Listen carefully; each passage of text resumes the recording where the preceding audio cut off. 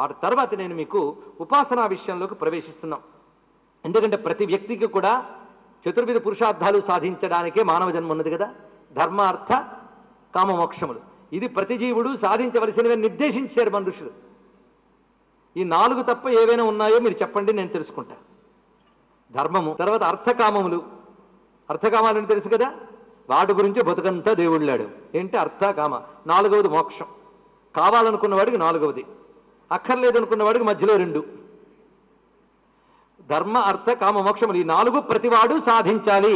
ఇందులో ఏ ఒక్కటో సాధిస్తే వాడు దెబ్బతింటాడు. 4 సాధించినప్పుడే వాడు పురుషుడు అవుతాడు, అంతే కదండి.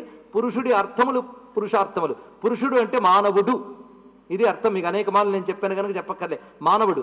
మానవుడికి పురుషుడు అని పేరు ఎందుకు వచ్చిందంటే ఇతర జంతు జాలముల కంటే పూర్ణుడు వీడు, పరిపూర్ణుడు గనక. ఇతర జంతు జాలములకి కంటే బుద్ధితో పరిపూర్ణుడు గనక వీడికి పురుషుడు అని పేరు వచ్చింది. మానవ జాతికి పురుష జాతి అనడానికి కారణం అది.